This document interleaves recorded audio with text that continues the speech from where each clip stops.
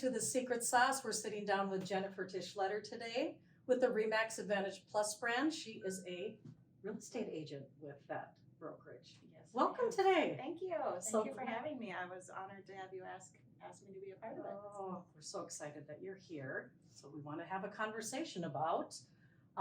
Let's start with, how did you find yourself in the real estate biz?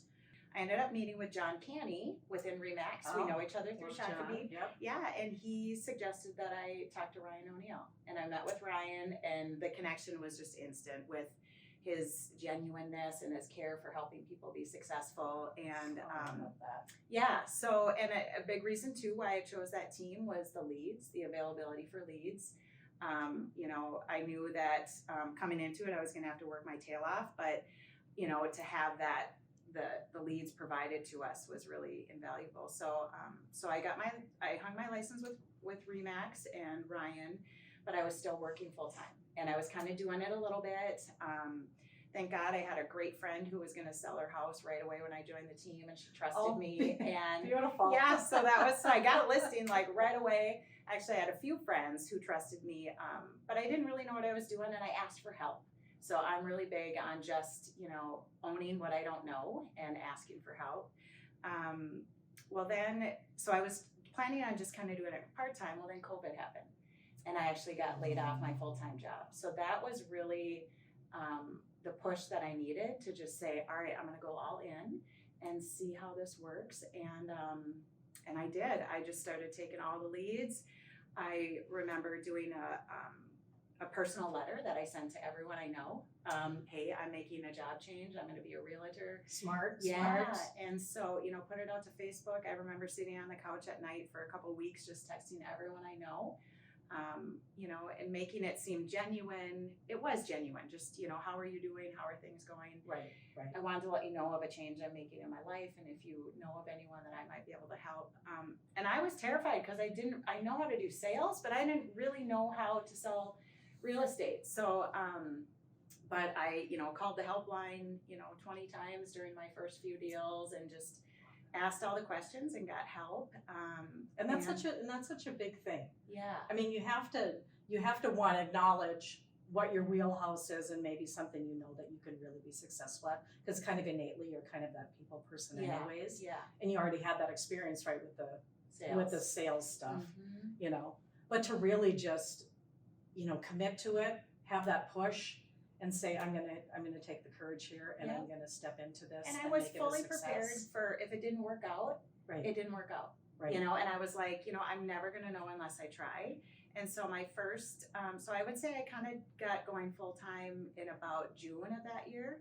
And I think I probably did 10 or 12 deals that first year. And I thought, maybe this can actually work. And I started getting some confidence. And then rolling into COVID in 2020 and low interest rates. Goodness. I mean, I have to say I got kind of lucky. I mean, it was, That was a crazy time. it was wasn't crazy. It was Oh super my busy. gosh. And so, you know, I did a lot of business that first year full time. And I would say just going back to the question, what's the biggest factor that's helped me be successful? I would say, it's just not being afraid to try. Yeah. Yeah. And being vulnerable and asking for help. So Love it. I've had a lot of really great mentors, within the Minnesota real estate team that have, you know, helped me with all the unknowns. Right, So. right. So I want to know, I mean, obviously I can tell your persistence and your drive, but what are some of those other, do you have any like success habits? Like, is there something you get up every day and do? Is there something you do I once get up a month? every day and work. I mean, you know, it's like, okay, even if I don't have something to do, it's like, I think, because you know, in the past year it was slower and it was sometimes harder to stay motivated. But, you know, every day I get up and I do something with real estate, you know. So if it's, you know, I'm slow and I need some encouragement from someone else. There's a couple really rock star agents within Remax that, you know, I've looked to and want to emulate. Lisa Hanley, Julie Gould. Like, so I'm not afraid to, you know, I think a couple of years ago, I reached out to Julie Gould and I said, hey, I'm an agent on Ryan's team. Can I buy you lunch? I'd love to learn kind of how you've grown your business. And so, That is so great. yeah, and I did that with, Lisa Hanley, I think just probably a year and a half ago. And everyone is so willing to give you their little secrets. I remember Lisa Hanley saying, I'll tell you everything I did. And she said, the funny thing is, most people aren't going to do it. And I said, I'm going to do it, Lisa. And she said, great, I want to see you succeed. Do these things. And so I just, in those slow times, maybe I'm working on my organization or my, policies on, or my procedures on how I'm going to do things. And I just find ways to stay busy, maybe more social media. But as far as like a routine, I'm not a very routine person. Like I get up and I do whatever I have to do. And Wherever kind of your wherever thoughts take you a little bit. It's like, okay, we got some things we got to button up on a bunch of transactions, or I've got to go show houses or whatever it is I have to do. But I do something every day. So it sounds like you really have that proactive thinking, like, Yes. What's on my list for today? Yeah. And I think Emily can kind of attest to that I'm kind of like that, where I'm like, okay, what's on my list? I have this to do. I have this to do. Yeah. I make my list, and I love to check them off. Yeah, I love to. During I the put day. little boxes next to it. Oh yeah, because it feels so on good my to say phone, I did have that. the little Yeah. check marks on everything. Yeah. But yeah, it's just so satisfying to see everything that you accomplish, and just really sit down at the end of the day and go, look at everything that I did. Yes. I pushed something forward, instead of running around like a crazy person, just not kind of getting like, anything accomplished. yeah, because when I don't have that organization, I lose my way, and then I'm frozen, and then I can't do and anything. then you don't know what to do. Right, and then I'm not thinking ahead, I'm not, being proactive on scheduling things, and yeah, it gets kind of crazy, but that kind of sounds like a little bit of my MO as well. Yeah. It's Do something. Yes, just do something. I love that. Just do something. Yeah. What are some mistakes that you feel you have made along the way? Well, there's been a lot of them. The biggest thing, I'm not afraid to make a mistake. So because I see mistakes as learning opportunities. Awesome. And had I not, done that, I wouldn't be where I am today. Had I not, taken that turn to what I thought was a better job opportunity in IT staffing that turned out to be the wrong one, but that led me here. So I'm never afraid to make a mistake or admit that I did something wrong, as long as I can learn from it. So some of the things I think I did wrong initially in real estate school, they teach you get those buyer rep contracts signed right away. Yeah. I probably lost, 7 to 10 clients in my first year by making people sign those, so there was a mistake, but you know what? I didn't know, I had to learn. And so, now they're signed at the time we write an offer, but I present the agency to them and explain that to them and whatnot. But that would be one mistake. What are some of the other mistakes? I would say learning not to take things too personally. That's a big one. Yeah, it for is, because all of us. real estate and selling homes is a very personal thing for people. Mhm. And I've had some people that are really close to me not use me for transactions, and trying not to take it personally and just understanding it from their point of view. And I've gotten a lot better at that. I remember at first, anything that would go wrong in a transaction, if it was a mistake on my part or just a natural problem that was going to come up in that transaction, Ryan, I would talk to Ryan, he's like, Jen, you cannot take this personal, and so I've gotten a lot better with that, and realizing that, it's just business, it's not personal. So what do you feel was one of the hardest decisions that you've ever had to make in your career, maybe life, whatever? Well, I was, you send me these questions ahead of time, and I was thinking about that, and I didn't know if it was as related to real estate or in life, but Either. yeah, Or in both. in real estate, I mean, I would say it was just having the courage to believe in myself, to do this, that I could do it. And like I said, COVID happened and I got laid off my job, so I didn't really make that decision myself. It was kind of made for me. But just believing in myself that I could do it, and it being okay if it didn't work. And I see so many people trying to do it and it's maybe not working because this job isn't for everybody. Right.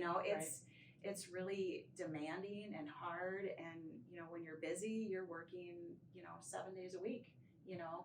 off and on 12 to 18-hour days, Yeah. you know, and so I think the biggest decision around real estate was just believing in myself and just saying, you know what, I'm going to try it. And I'm so thankful I did. And I think that for me, it was put in my lap at the right time, because had I gotten my real estate license in my early 20s or when I was starting my family, I wouldn't be nearly as successful as I am today. Oh. On a personal level, one of the biggest decisions I've ever made, and I'm just going to throw this out there because this is just who I am, but Yeah. I got sober almost 10 years ago. So I quit So drinking. good. Yes. Congratulations. Yeah, and that was probably the biggest decision I've ever made in my life. And hard at the same time, Hard right? at the same time, but I knew it was what needed to be done just to, I was so worried what people were going to think about me, because my story isn't maybe what people think when they think of a traditional, there isn't a traditional alcoholic. But anyway, I didn't have a really dark low bottom. I just knew that I wasn't living the life that I wanted to live. And the role modeling that I was doing for my kids, I wasn't proud of it. And my life has just grown and evolved so much. It looks nothing like it looked 10 years ago. Yes.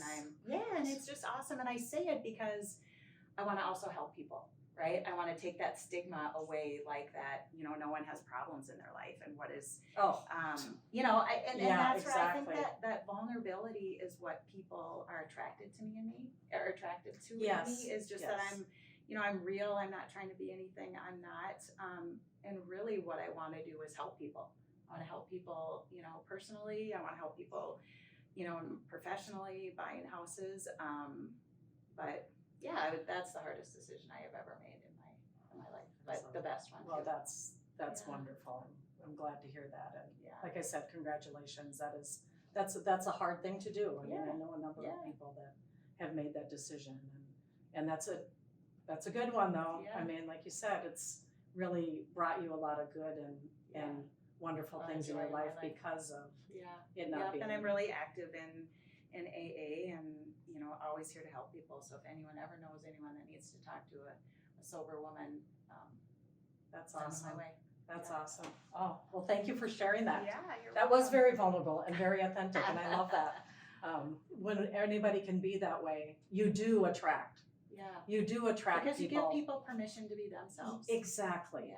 Exactly. And then they can just come out of whatever dark they're in, Yeah. or be honest with themselves, Yeah. you know, and I think that being honest with ourselves is so huge. Yeah, it is. What is the best advice that you think you could give someone?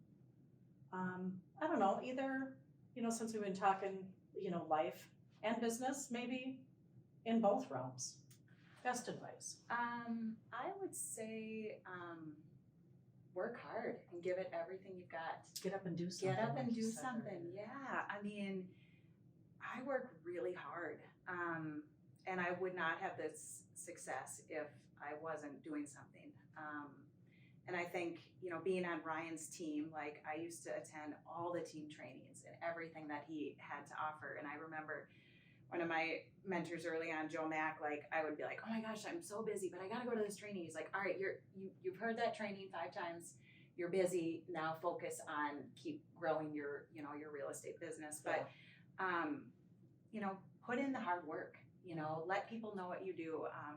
You know, Ryan always says, don't be a secret agent. And that's so true as well. I do a lot on social media. Gotta get out there. Yeah, you gotta let yourself people out know what there. you do. And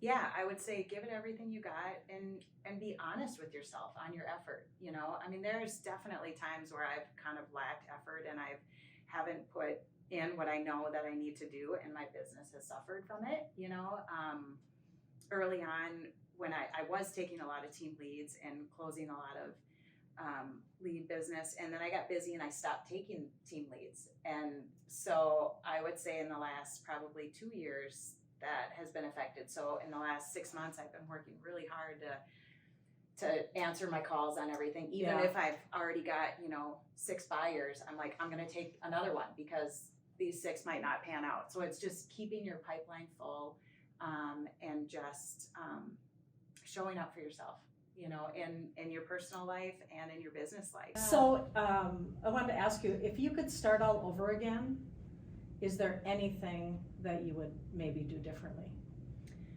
Yeah, if I could start all over again, what would I do differently? I'm just gonna look at my cards, cause Yep. Yeah, I guess I wrote down not taking my foot off the gas. I had my foot on the gas real hard when I got started, then I got busy. And I kind of just used that as a reason that I didn't need the leads anymore. Wow. Or, I got too busy and I stopped prospecting, and then I got a little bit slow. So I would not take my foot off the gas. I would just keep going at 100 miles an hour. Keep saying yes. Yeah, keep saying yes. Just keep saying yes. And the other thing that I think I've done is I've really tried to immerse myself in a lot of different areas. Like a lot of times, my husband will have a work event and I'm like, God, I don't really feel like going. I don't want to go. And I'm like, but I might meet someone. So I'm always opportunity. I think like people that are ingrained with the sales spirit or whatever, you're just always looking for opportunities. And I don't say that as like, I don't want it to come across as I'm just looking for something for myself, but I love meeting new people. And I think that I can really offer something to people, that are either looking to buy or sell. I am very hardworking, I'm very resourceful. If there's not properties on the market for you to look at, I'm gonna be looking at Facebook Marketplace for sales by owner, Craigslist, expireds, like that kind of stuff. And not everyone does that. And so I tell people, I don't know everything there is to know about real estate, but what I don't know, I'm gonna learn and find out, and you will never find anyone that's willing to work harder for you. And so I feel like, when you really believe that in yourself, like you can, just offer it up genuinely to people. And so, but there's always an opportunity to meet people, and I think, but you can't do that from sitting on your couch. No. You gotta get out and you gotta be seen and you gotta be heard. No. And that is the first thing. You have to, like you said, sometimes you don't feel like you want to go, but that there may be some impactful connections there that will, whether it's work or whether it's personal. Yeah. And I love people too, so it's like, I just like to go talk to people, and if something actually transpires, icing on the cake. Yeah. I'm not going out with some kind of like, ooh, I have a purpose to go here, really. I'm not really thinking about that. I'm like, oh, I wonder who's gonna be there, and who am I gonna meet? Who am I gonna meet? Who's gonna, something that'll be interesting to me to talk about or, converse with them about or something, so. Thank you so much, Jennifer. Yeah, this was so great. Yeah, thank you. Okay, and that, my friends, is the secret sauce.